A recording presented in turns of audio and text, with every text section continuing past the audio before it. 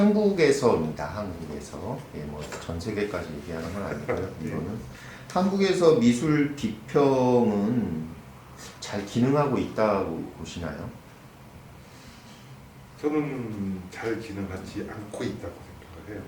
그 소통에서 중요한 역할 중에 하나가 뭐 큐레이터, 또 평론가, 뭐 화랑 이런 거를 아마 화가들은 이야기를 할 거예요. 그러니까 화가가 대중하고 이렇게 직접 만나는 건 정말 힘든 일이잖아요.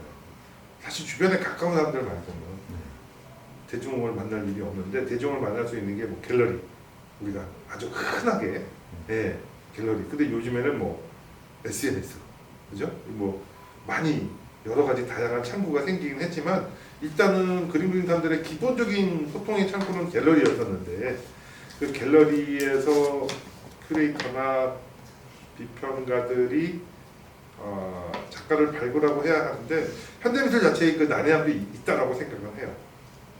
그리고 또 평론가들이나 비평가들이 자기 취향을 가지고 하는 게 맞는데 그런 자신감이 조금 부족하지 않나. 자신감. 예, 그러니까 자기가 좋아하는 감정적인 것이 됐든 또는 이론적으로 자기가 공부하는 것을 충족시켜서 이런 작가들의 이야기는 정말 괜찮다라고 하는 건데 궁극적으로는 어떤 그 개인적인 감정이 들어가 투영이 될 수밖에 없겠죠. 사람 일이니까 적극적으로 작가들을 양성하고 해야 되는데 이게 직업이 되면 자기가 별로 좋지 않아도 좋은 얘기를 해주고 좋게 소개를 해야 하고 이런 것 때문에 올바른 비평이 조금은 어렵지 않을까 그렇게 생각을 한다는 거죠. 인간적인. 좀 더 솔직하게 얘기하면 작가가 의뢰하는데 비평가한테 돈 주고 글을 좀 써달라고 하는데 거기다 대고 이따위 그림을 그리느니 차라리 안 그리는 게 낫다라는 자신의 견해를 쓸 수 있겠느냐라는 거죠. 그렇다면 모든 비평이 주례사가 될 수밖에 없는 주례사가. 그죠? 주례사가 될 수밖에 없는 그런 슬픈 그런 게 있죠. 그럼 그거는 좀 차치하더라도 그런 그 쉬운 말로 돈 받고 쓰는 글 뺀다 치면 그러지 않은 글들이 많이 나와야 되는 거예요. 요즘은 그래도 많이 나오는 것 같아요. 그게 SNS를 통해서 많이 그 발현이 되고 있는 것 같아요. 자기가 그냥 마음에 드는 작가들을 소개를 하는 거예요. 돈을 받고 하는지는 모르겠어요. 전에는 사실 의뢰하기 전에는 힘들잖아요. 그렇죠. 평론가가 아니 의뢰도 안 했는데 먼저 와서 글을 쓰고 뭐 글을 발표하고 잡지에다가 보내고 근데 이제 그게 SNS로 바뀌니까 훨씬 더 잘 도와줄 수 있는 거죠. 그러면서 작가를 선택하는 기준이 좀 더 명확하게 되고 이 평론가는 어떤 작품들에다가 포커스를 맞추는구나 어떤 점을 높이 평가하는가가 명확하게 드러나는 거죠. 이게 재미난 게 SNS 얘기하시니까 2004, 5년도에는 이거는 거의 없어요. 인터뷰의 화두가 아니었습니다. 그렇죠. 네, 그 생각을 제가 소통에 있어서 확연히 달라진 그러니까 거예요. 다시 그래서 소통 얘기로 돌아가서 이걸 다시 얘기를 해보고 싶은데 확실히 그러면 미술 미술판이라고 해야 되나 이게 최근에 이런 인터넷 SNS 환경을 통해서 굉장히 달라졌다고 봐야 될 것 같아요. 굉장히 달라졌어요. 그래서 아까 그 감독님이 얘기했던 그 드라마의 PPL처럼 그 소품으로 등장하는 것들이 굉장한 연출이라든가 뭐가 없으면 쉽지 않은 게 옛날에는 그렇지 않았지만 지금 그 영향력이나 파급력이 엄청 크기 때문에 그렇다는 거죠. 그래서 뭐 부분적인 거일 수는 있는데 저는 그 최근에 이렇게 SNS 보다 보면 그 짤이라고 하는 흔히 짧은 영상들을 막 아무 생각 없이 보게 되잖아요. 근데 제가 이제 보다 보니까 자꾸 더 뜨는 거겠지만 그림 그리는 것들이 많이 나오는데 뭐 그 중에 한 10% 20%는 흥미있게 볼 수 있는 것도 있는데 그것도 물론 대부분의 10%가 그러니까 사실주의적인 대부분의 사실적인 글인데 그 중에 10% 20%는 그나마 볼만한데 극사실주의가 거의 뭐 80% 90%는 너무 차라리 사실주의는 볼만한데 왜 뭔가 이렇게 왜 기법적이고 아이디어적인 뭐라고 좀 심하게 얘기해서 장난 수준에 가까운 그런 거가 굉장히 너무 많잖아요. 사실 일반 사람들은 재밌게 보겠지만 사실 우리는 어떤 때는 경악스러운 수준의 맞죠. 물론 이제 그런 걸 우리가 거론할 필요도 없는 거일 수는 있는데 대부분은 좀 부정적인 거 왜 아닌가요? 저희 어렸을 때 그 있었잖아요. 그 아저씨 누구죠? 그림 그리는 텔레비로 유명한 그 아, 수영자 밤로스 아저씨? 네? 밤로스. 밤로스. 예. 네. 그 다양한 버전들이 SNS에 나오는 거죠. 뭐 그렇죠. 예. 네. 거기 보면 뭐 막 스포츠로 막 누르고 찍고 막 평부수로 이렇게 막 이렇게 하고 그러니까 우리가 어제 아주 유치찬란한 요- 기법인데 그래도 일반 사람들은 요즘 그거에 비하면 밤로스는 돼가지고. 맞아요. 그래서 그런 것들이 양쪽으로 엄청나잖아요. 예. 좀 심하게 얘기하면은 1%나 있을까 말까 할 정도로 진짜로. 그러면은 그게 차라리 소통해서 대중과의 소통에서 없는 말 못한 상황인 거 아닌가요? 아니요, 그건 뭐 그렇다고 해서 회화를 다 망치거나 모든 그림이 그렇게 가는 게 아니니까. 예, 그냥 그- 일반 뭐 사람들이 그렇지만 흥미롭게 대중은 보는 그거를 미술이라고 생각할 수도 있지 않을까요? 뭐 예를 들어서 꼭 맞아떨어지는 기운은 아니겠지만 클래식을 뭐 연주자들한테서 뭐 뽕짝이나 아니면 힙합이 음악에 어떤 영향을 미치지 않겠느냐 많은 사람들이 찾는다면 하지만 뭐 클래식이나 이런 것들이 또 크게 뭐 흔들리거나 이러진 않는데 물론 위축될 수는 있죠. 그것을 워낙 대중문화적으로 이렇게 뭐 폭이 넓다 보면 근데 그렇다고 해서 뭐 연주자들이 뭐 위상이 흔들리거나 이런 건 아닌데 아니 그냥 제 생각은 그렇다라는 거죠. SNS에 저도 보면 너무 사실적인 거 사진 그림 거 우리가 말하는 흔히 말하는 쫑쫑이 그림 거의 입시만 살짝 배운 친구들이면 누구나 다 할 수 있는 타임랩 기술에다가 그냥 부분적으로 완성하면서 마치 그 멋지게 끝나는 일반 사람들한테 되게 좋죠. 짧은 시간에 아무튼 30초 짠 안에 다 보여줘야 되니까. 네. 그죠? 네. 하여튼 그런 거 보면서 근데 그러려니 하셔야죠. 뭐 그거. 이걸 웃어야 하나 막 그런 근데 생각이 가끔 들 보면 정도로.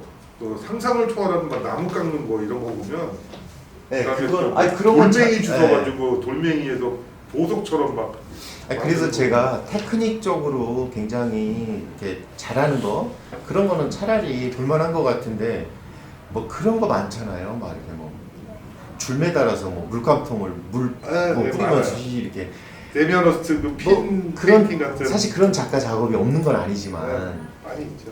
없는 건 아니지만 그게 SNS라는 걸 통해서 다시 보여지는 거는 또 다른 문제들인 것 같더라고요. 아까 시각적으로 재미있는 몇 가지가 있어요. 네. 다이닝 기법, 염색하는 거 있죠. 물에다가 네. 그 네. 해가지고 이렇게 네. 담갔다가 꺼내는 거라든가 그 저 뿌리는 거 그 데미안어스트가 많이 했었던 네. 그런 것도 꽤 근데 많이 그- 시각적으로 재미있어 보이니까.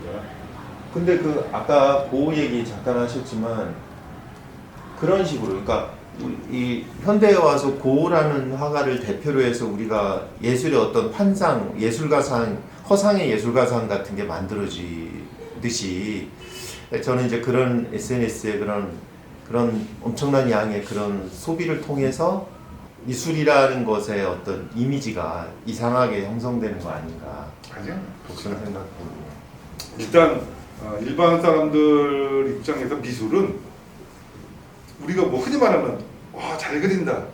사실 딴 거 없어요. 똑같이 그리는 비슷하게 그리는 걸 잘 그린다고 얘기하는 거예요. 그리고 그런 기능이 없는 사람들이 나는 미술 못해. 나는 뭐 기초가 부족해. 나는 미술 해보지 않았어라고 하는 건 잘 그리는 걸 말하는 거예요. 그게 99% 갖춰져 있어요. 우리나라 사람들. 그래서 나 그림을 배우겠어. 그림을 잘 그리고 싶어라고 하면 대부분 뭐 문화센터나 이런 데 가서 정물화하거나 데센 같은 거 그렇죠. 합니다.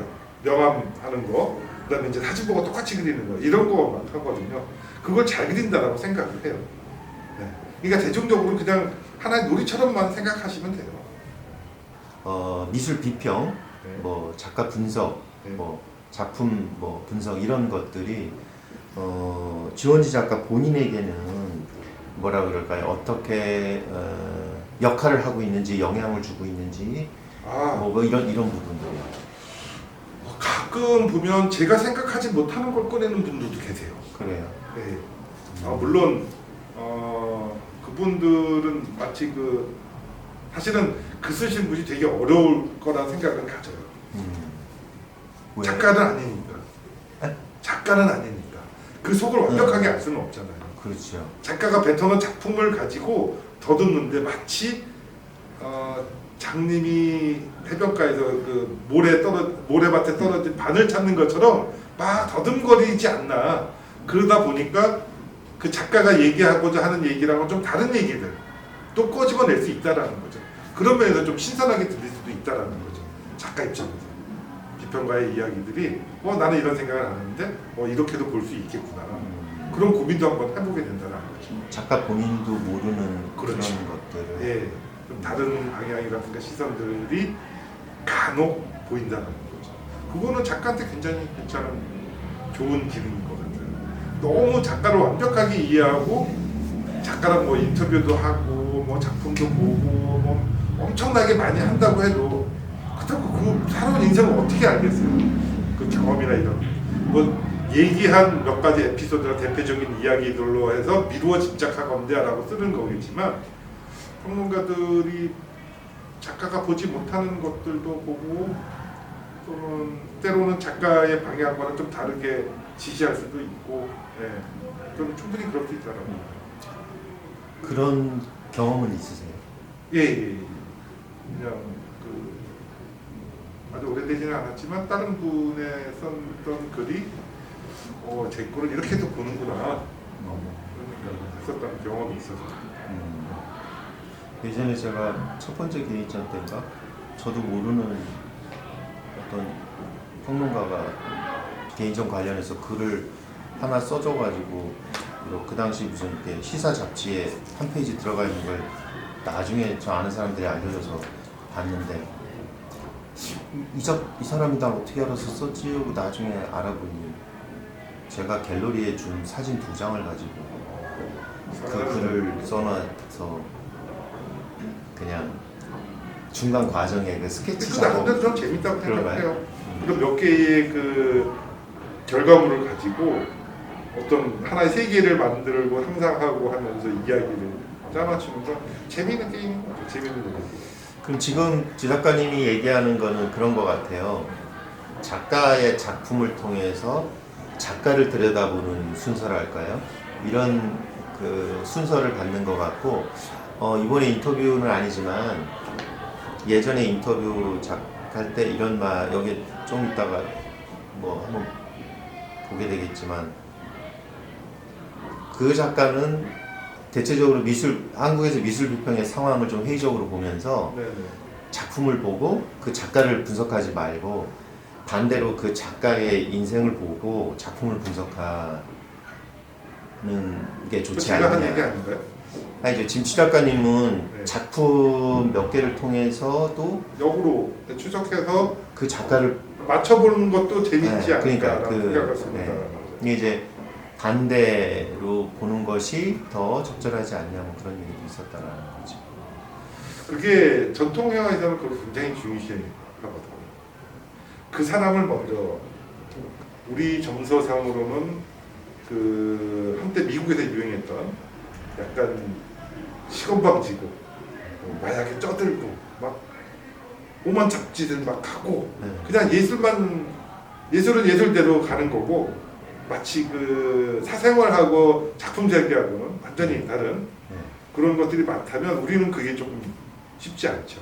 뭐 워홀이라든지 아니요, 괜찮습니까? 바스키아라든지 아니 뭐 그건 이제 어떻게 보면 만들어진 영웅이고. 근데 또 그 말씀하신 좀 서구적이라고 해야 되나? 그거는 구분해야 된다. 마치 심지어는 정치가들까지 왜 그렇게 좀 그쵸. 구분하는 경향이 있잖아요. 그 사람의 윤리적인 이런 걸로 그 사람의 그 프로페셔널 일까지 평가하지 마라. 뭐 이런 입장도. 뭐 마크롱 프랑스 마크롱 대통령 같은. 네, 그런 입장도 있지 않습니까? 그렇죠. 꼭 봐야지 진도가 나가는 거야. 그래도 이거를 조금 전에 했었던 얘기. 보시고 가는 게 아니야 뭐 17년 지나 끝났으면 좀 생각도 좀 이렇게 좀 유연해지고 변할 수도 있는 거죠. 이게 저 보면은 좀 그때 그 나눴던 얘기들에 대해서 좀 이렇게 다시 좀 이렇게 끄집어내지고 그런 게 있어서 조금 시간이 걸려도 이걸 조금은 보고 가려고. 네. 감독님이 하라는 대로 해야죠.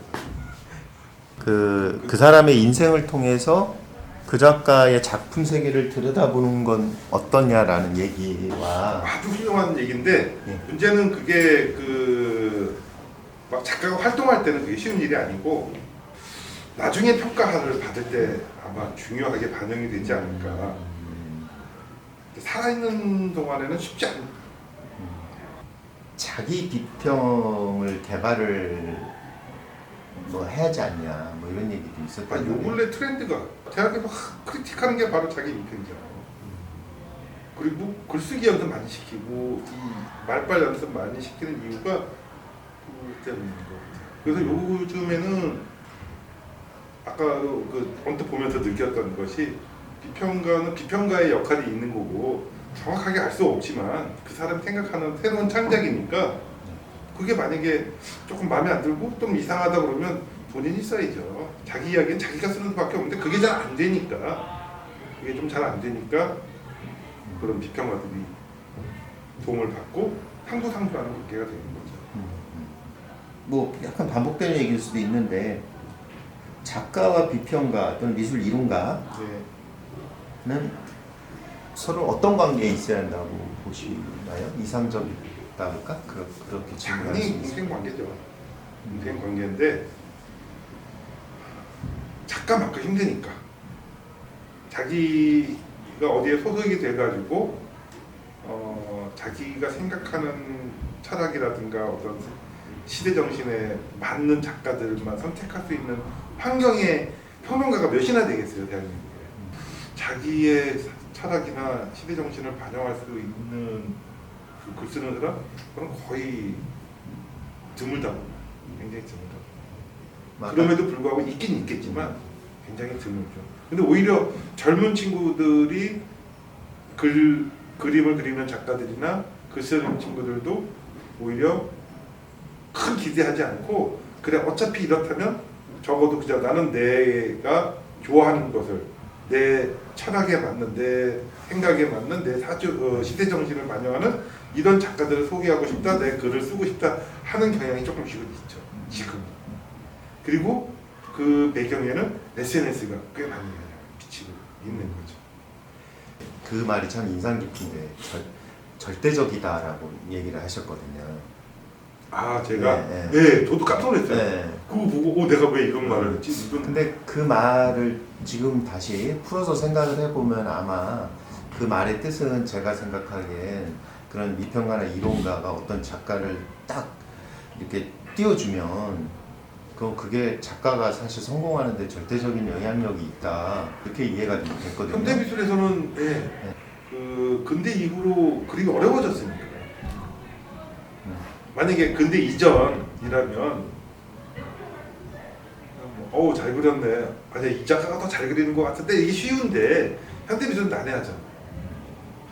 난해하기 때문에 반드시 그 가이딩을 해주는 비평가나 평론가가 있어야 제대로 대중들에게 전달이 되고 그럼 뭐좀 선순환이라고 봐야 되는지 또는 구조적인 모순이라고 봐야 되는지는 모르겠지만 뭐 심지어는 아까 얘기하신 시장 미술 네. 그런 판에서 네. 정말 누구 밀어주면 근데 요즘에는 그게 조금 안타까운 게 평론가가 아니라 예. 오히려 엉뚱한 사람들이 그런 가이딩을 하고 있는 게 그런가요? 네, 뭐 예를 들어서 한 5년 전, 10년 전만 해도 탑이나 GD가 그런 가이딩을 하고 있고 네, 뭐 컬렉팅을 하면 확 뜨고 지금은 뭐 램부터 RM이 BTS의 RM이 저 몰랐어요 지금 무슨 얘기야 아. 무슨 얘기하는지 RM이라고 하는 친구가 어디 뭐 미술관에 갔다 그러면 난리가 나는 거예요.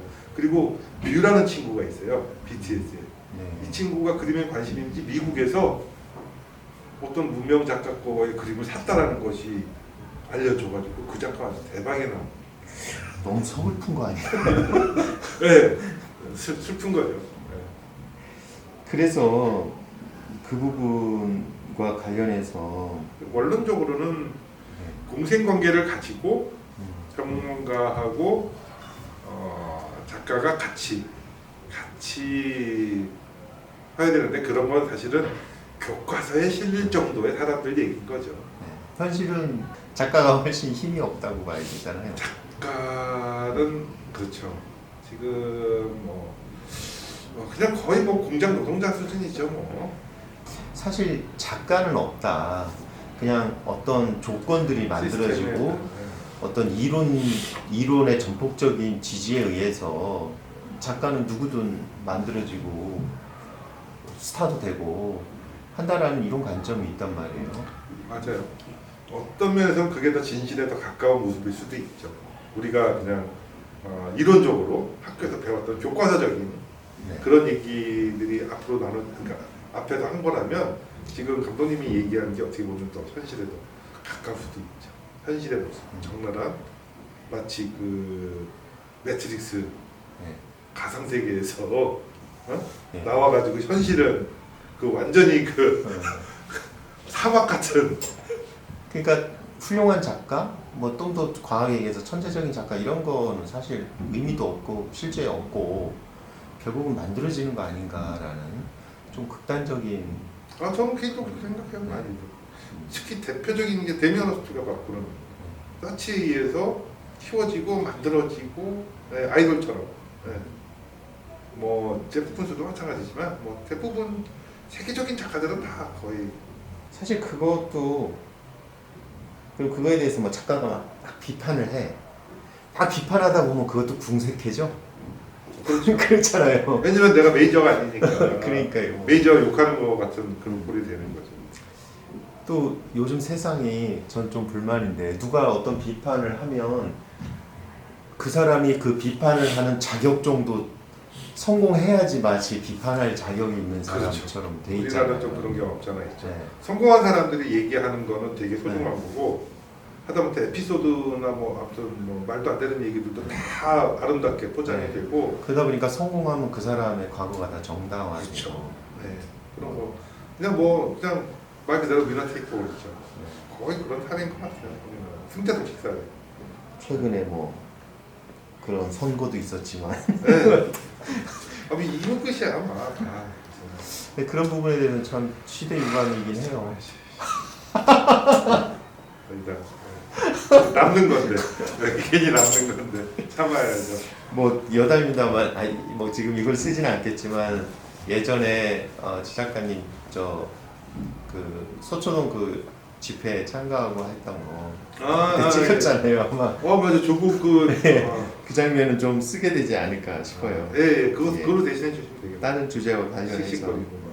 근데 어차피 사회는 말 그대로 페어하지 않으니까 그게 많은데 그냥 그래도 뭐 사회는 뭐 평등하다, 뭐 자유를 뭐 자유가 있다 이렇게 생각하는 게 속 편하게 할 수 있으니까 그런 것이 있다라고 생각하고 사는 거죠.